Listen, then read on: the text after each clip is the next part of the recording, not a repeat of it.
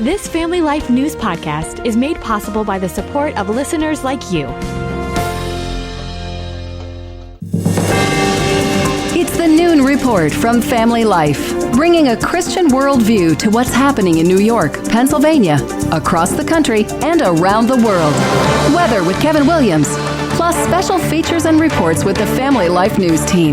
Now, here's what's happening.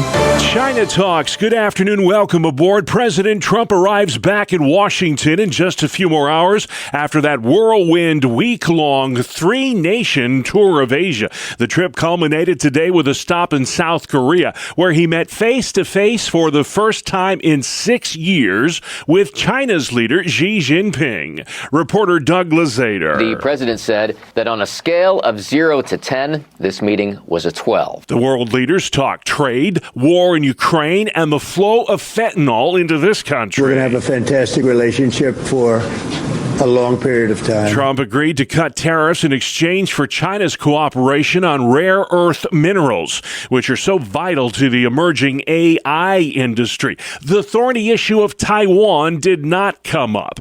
The president will meet again with Xi next April in China. For the first time since 1992, the U.S. military will resume testing of nuclear weapons.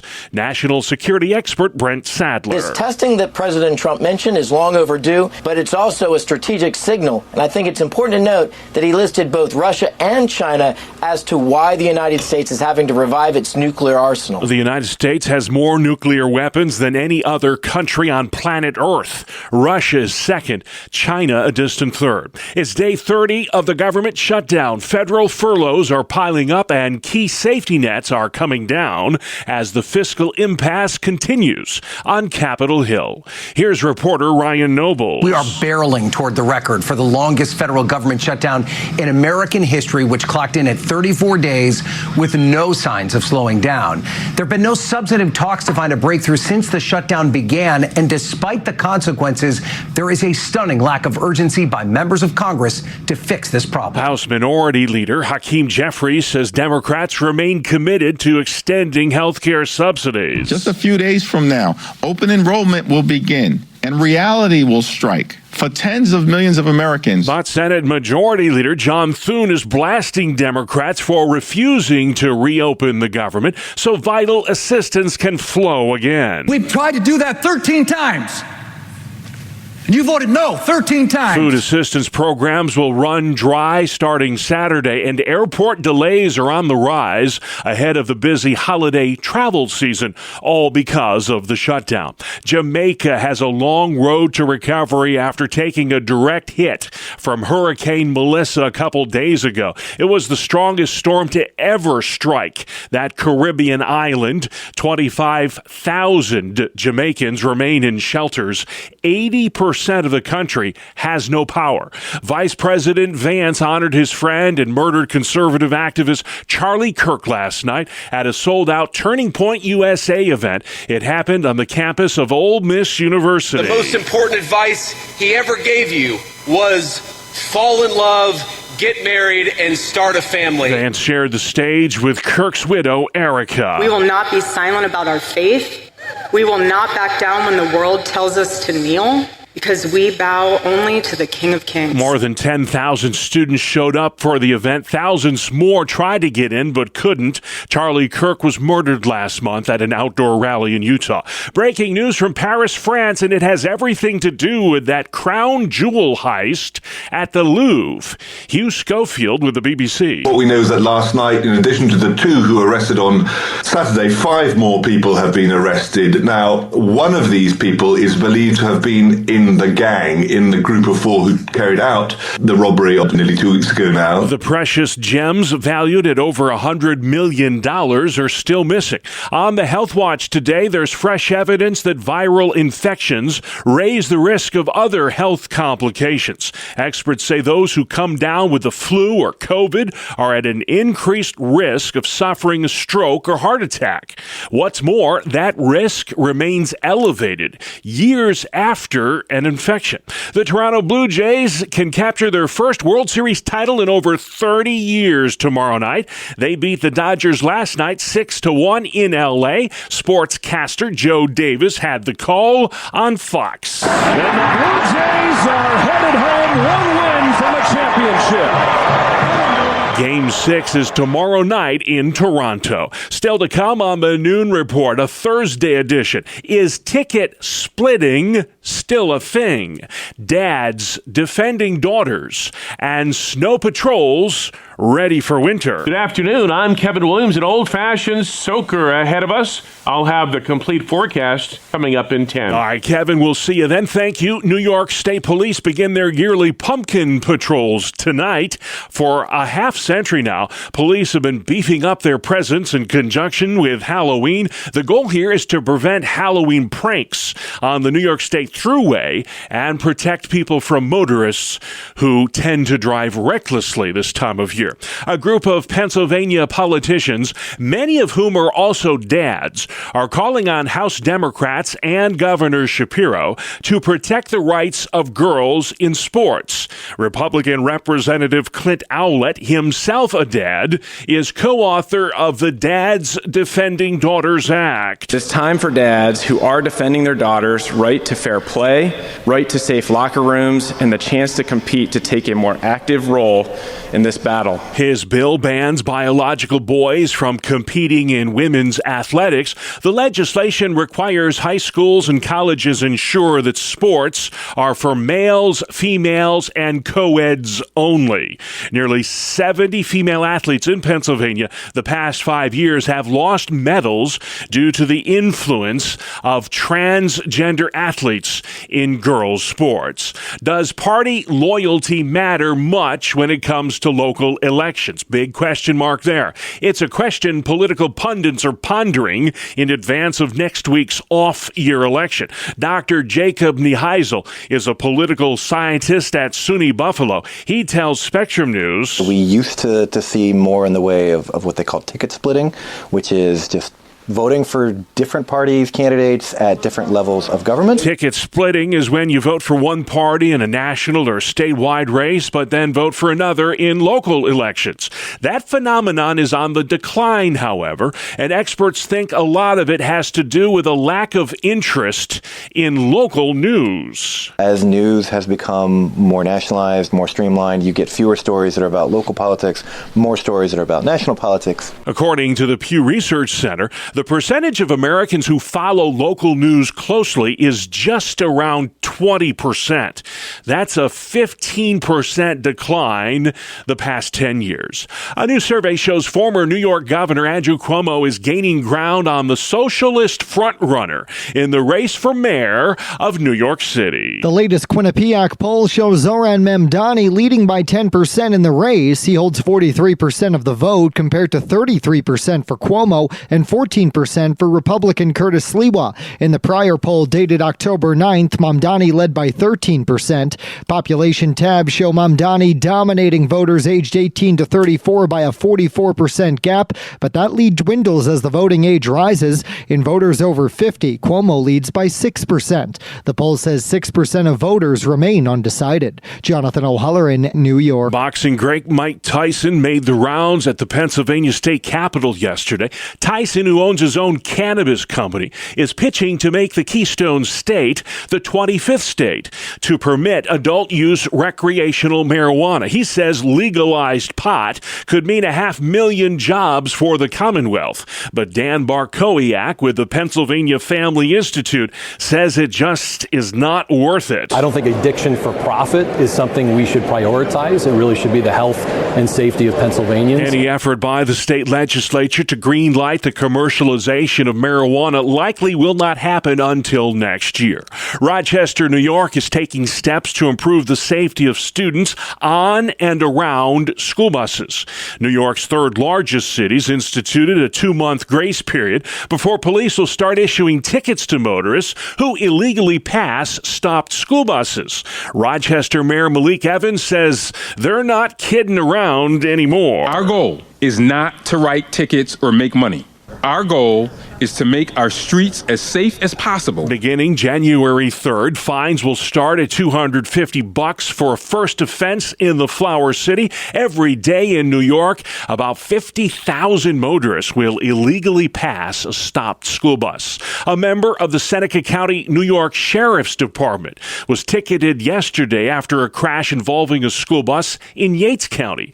Deputy Andrew Mateo was driving an unmarked vehicle when he slammed into a bus belonging to the Penn Yan School District. That accident happened at the intersection of Preemption Road and State Route 54 in the town of Benton. The collision caused the bus to roll onto its side. No injuries reported. Well, it's almost winter, and that means the Pennsylvania Department of Transportation is getting drivers ready for snow plowing. Here's Family Life's Brian Query. PennDOT has begun its winter training for snowplow operators. On Wednesday, District 12 drivers practiced using wing plows mounted on the sides of their big yellow trucks while maneuvering through a course marked by orange cones. According to PennDOT, wing plows are used in addition to front plows on trucks and can clear wider areas. And the state still needs drivers for the upcoming season. In District 12 alone, they need 100 temporary operators for winter services. Those interested can find out more at employment.pa.gov. Brian Query, Family Life News. Thanks, Brian. Buffalo, New York's getting ready for Old Man Winter as well, but City Councilman Joseph Golombek is not so sure the city's fleet of snowplows is up to the task. Our equipment is old. We're a poor city, and when people talk about, you need more plows, well, if we get more plows, what do we take the money away from? In a perfect world, I would have won the $1.5 billion, and I would have bought a bunch of plows for the city. It's unfortunate, but we're running in many regards, on very, very antiquated equipment. Acting Mayor of Buffalo, Chris Scanlon, says he'll provide City Council with updated snow removal plans in the coming weeks. 2 employees at SUNY Upstate Medical University in Syracuse have been detained by ICE agents.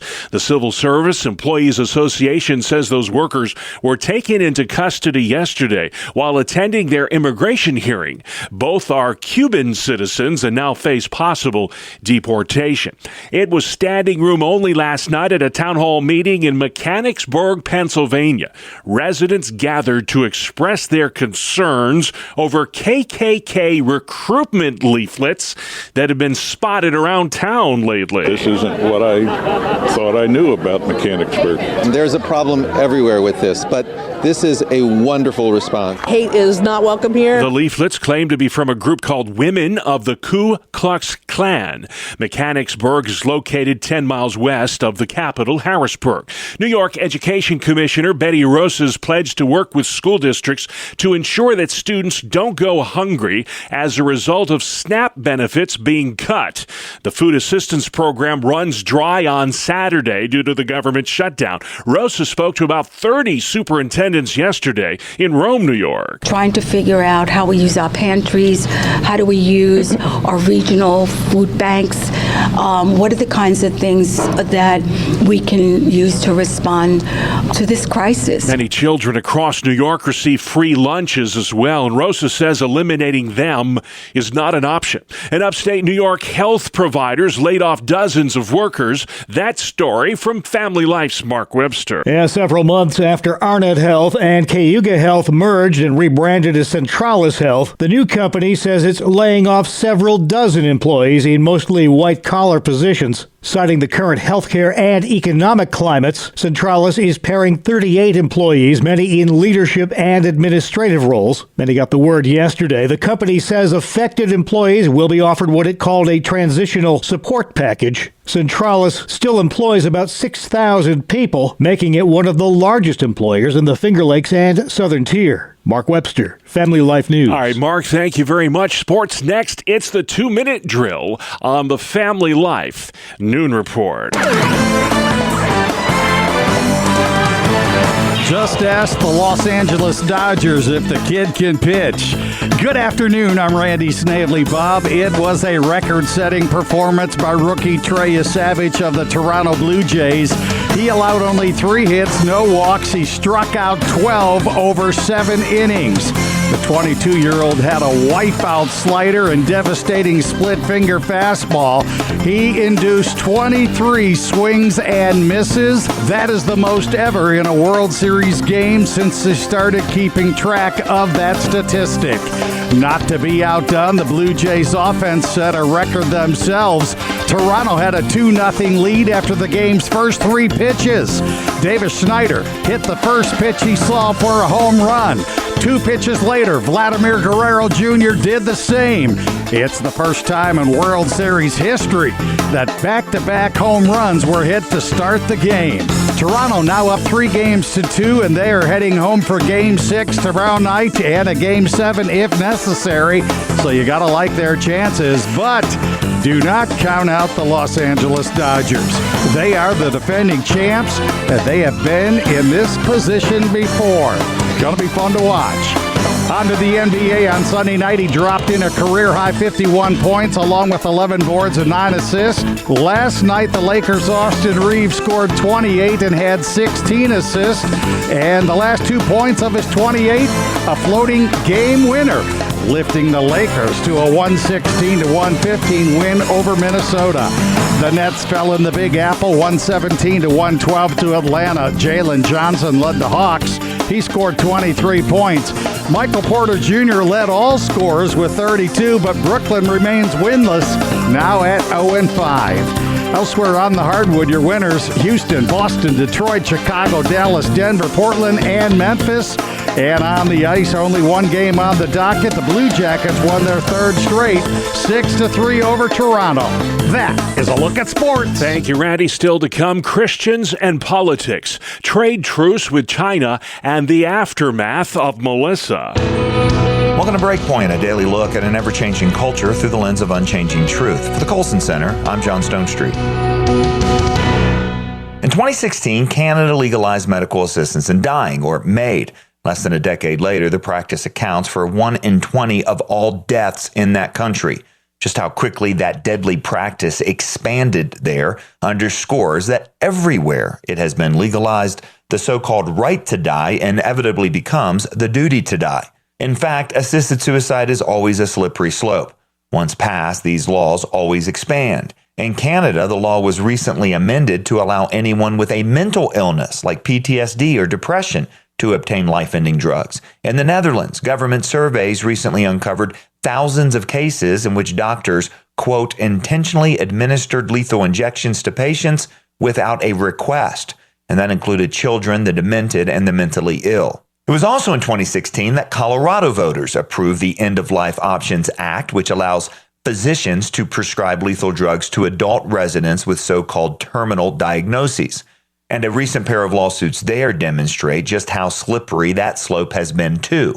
Last year, the governor signed legislation to allow some registered nurses, as well as doctors, to prescribe the lethal drugs, and also to reduce the waiting period from 15 days to just 7.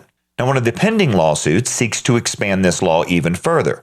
The euphemistically titled group Compassion and Choices, which, by the way, was formerly known as the Hemlock Society, is challenging the residency requirement, arguing that it's discriminatory to prevent out-of-state residents from receiving drugs for assisted suicide. And if the lawsuit's successful, Colorado would then become a suicide tourism destination, allowing individuals anywhere in the U.S. to so-called shop for death there. The other Colorado lawsuit is seeking to curb the disturbing trend of prescribing lethal doses to patients with severe eating disorders. Under the guise of what's called terminal anorexia, some doctors are claiming that due to long-term effects of malnutrition, there are patients there who lack the will to live and who, quote-unquote, simply cannot continue the fight. However, according to Denver-based psychiatrist Dr. Patricia Westmoreland, anorexia is primarily a psychiatric condition. It's treatable, not terminal. Even more, according to Dr. Westmoreland, and I quote, patients suffering from extreme anorexia are not mentally healthy enough to make a decision with such dire consequences.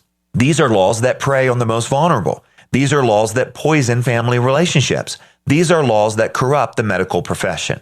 Rather than embracing the call to heal, doctors are forced to become dispensers of death. Even worse, they're forced to decide whose life is worth living and whose isn't. This is not care. This is not medicine. For the Colson Center, I'm John Stonestreet with Breakpoint. All right, John, thank you for that. Let's head outside. Weatherman Kevin Williams. Here is your family life forecast. The call for this afternoon into tonight. Rain much of the time with a stiff breeze. A rumble of thunder in eastern Pennsylvania. High temps, upper 40s and 50s. Low temps, upper 30s and 40s. Tomorrow, blustery additional showers. Highs in the 40s and near 50. Saturday, clouds, some sun, couple of showers, still a chill. Highs in the mid-40s to the lower 50s. All right, thank you, Kevin. This is the Noon Report on Family Life. I'm your host, Bob Price. Thanks for checking in today. A lot to get to Thursday, the 30th of October. President Trump returning to D.C. this afternoon after that week-long three-nation tour of Asia. He met today in South Korea with his counterpart from China, Xi Jinping, and says those talks went very well. I guess on the scale of from 0 to 10, with 10 being the best, I would say the meeting was a 12. Correspondent Ed O'Keefe's traveling with the president aboard Air Force One. In their first face-to-face meeting since 2019, President Trump and Chinese President Xi Jinping greeted each other warmly as they met for much-anticipated trade talks. It's a great honor to be with a friend of mine. After imposing retaliatory tariffs for the last 6 months, Trump now says they have a deal. Trump agreeing to scale back tariffs in exchange for China's cooperation on rare earth minerals. China also agreeing to crack down on the flow of fentanyl into this country. President Trump will travel to China next spring for a second round of talks with the communist leader. For the first time in over 30 years, the Pentagon will resume testing of nuclear weapons. No country in the world has more of them than we do. Russia is second, China third. Here's reporter Michael Wallace. China and Russia haven't carried out nuclear tests since the 1990s, though China has been expanding its nuclear arsenal, and Russia recently tested a nuclear-powered drone and nuclear-capable cruise missile. The U.S.'s last nuclear test was in 1992. It's day 30 of the government shutdown. Correspondent Kevin Court. Both sides of the aisle say the pain's about to be felt by millions more Americans very soon, with the military about to miss paychecks, not to mention nearly 42 million Americans now set to go without food assistance. Rescue and recovery efforts continue in the Caribbean after Hurricane Melissa cut a path of destruction across Haiti, Jamaica, and Cuba. CBS's Jason Allen. The people of Jamaica are picking up the pieces after Hurricane Melissa, as nearly 80% of the island nation still doesn't have power. I need some help. Please, I need some help. Similar scenes playing out in eastern Cuba. People there combing through what's left after hurricane-force winds reduced homes and buildings to rubble. Melissa's blamed on more than 30 deaths throughout the Caribbean. 5 more suspects have been arrested in connection to that jewel heist at the Louvre Museum in Paris, France. The French prosecutor said the 2 suspects who've been charged were identified through their DNA and have now partially admitted their involvement in the brazen daylight robbery. Holly Williams in France. The jewels themselves are worth over $100 million and remain at large. You're listening to the Noon Report, a Thursday edition on Family Life.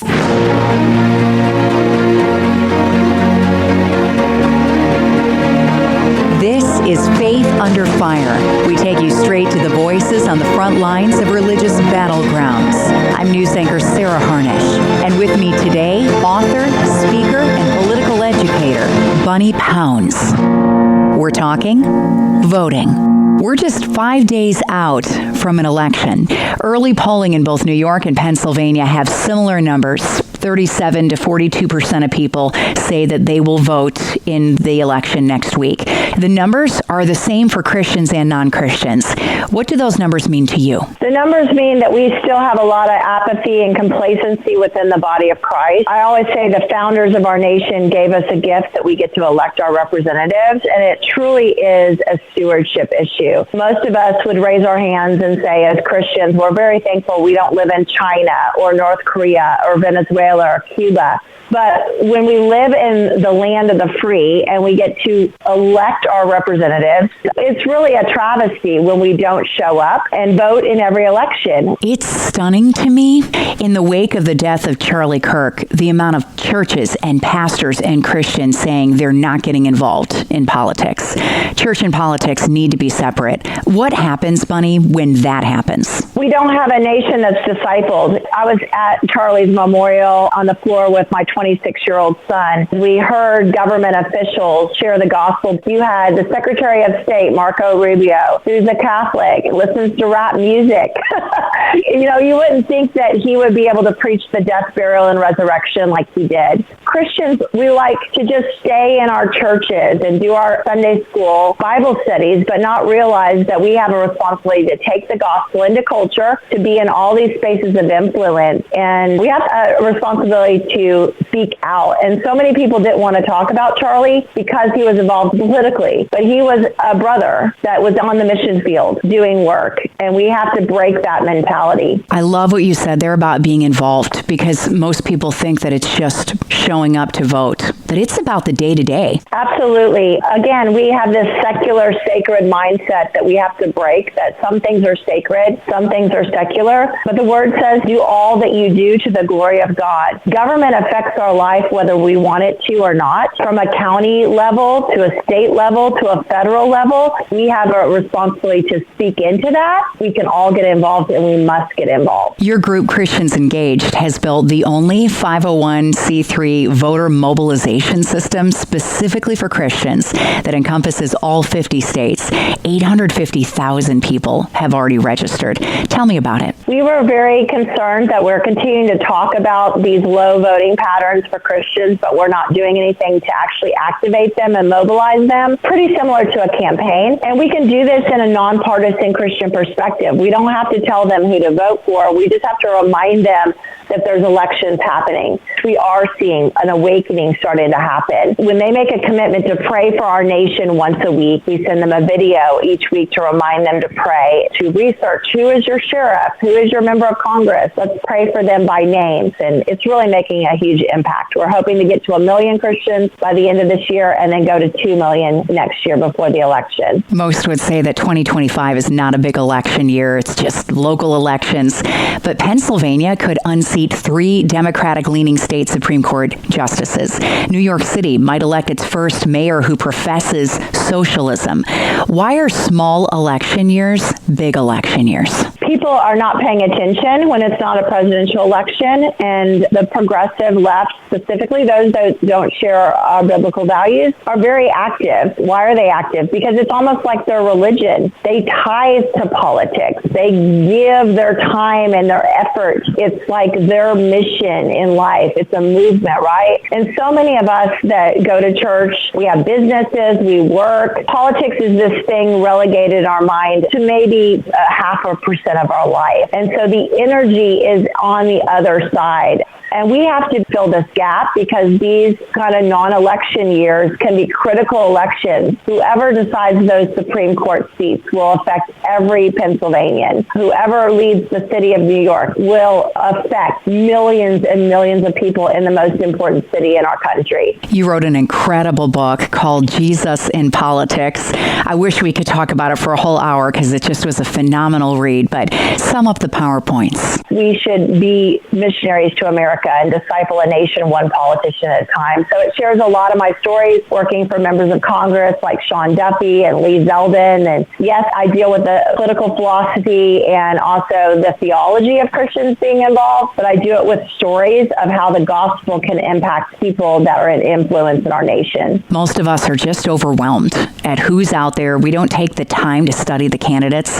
What's a very simple process for busy moms and dads? Yeah, go to your county website and print off your ballot before you go. Research your ballot. Look at the values, what the Bible says on issues. Look at their Facebook pages. Look at their websites. What do they say out of their own mouth? People say what they believe now. Are they pro-life? Are they pro-choice? Do they believe in religious liberty? Do they not? They tell you. And if you just spend about 30 to 40 minutes researching your ballot, you can go in more informed than everybody everybody else. Are politics evil? It is not. In my textbook in college, it was who gets what, when, and how. We have politics in churches. We have politics in schools. It's really about advocating for our values, protecting families, loving our neighbors. And politics is something that we should engage in to actually love our neighbors well. And I want to encourage every Christian to get involved.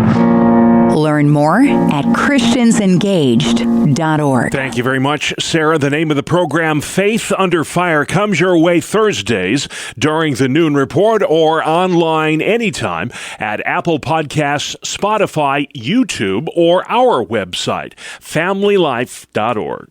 Good afternoon. Here is your Family Life regional weather forecast. Well, what a change in our weather today compared to recent days. Recent days being bright, crisp, and dry. And today is shaping up pretty dark and damp as low pressure spins north toward us from West Virginia. It'll be a soaker into tonight. Behind that feature, gusty winds and chilly air and showers will carry us through the remainder of the week. The call for this afternoon into tonight, rain much of the time with a stiff breeze, a rumble of thunder in eastern Pennsylvania.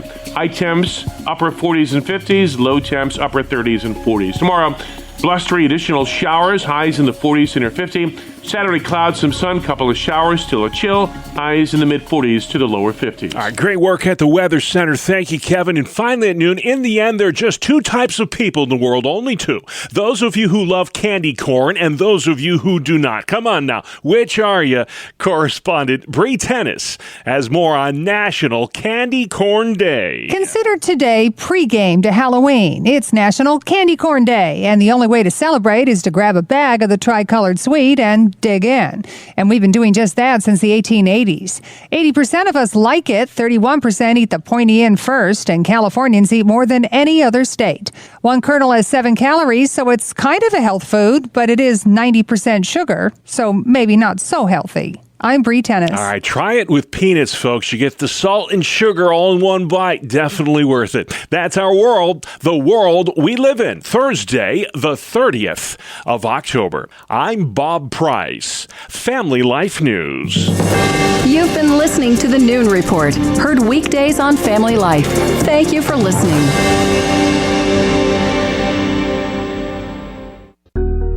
Thank you for listening to this Family Life News podcast. If you've been encouraged by what you've heard, please share it with others and click the subscribe button to automatically receive future episodes. Family Life is a listener-supported ministry. Podcasts like this are made possible by your financial partnership. Find out more at familylife.org.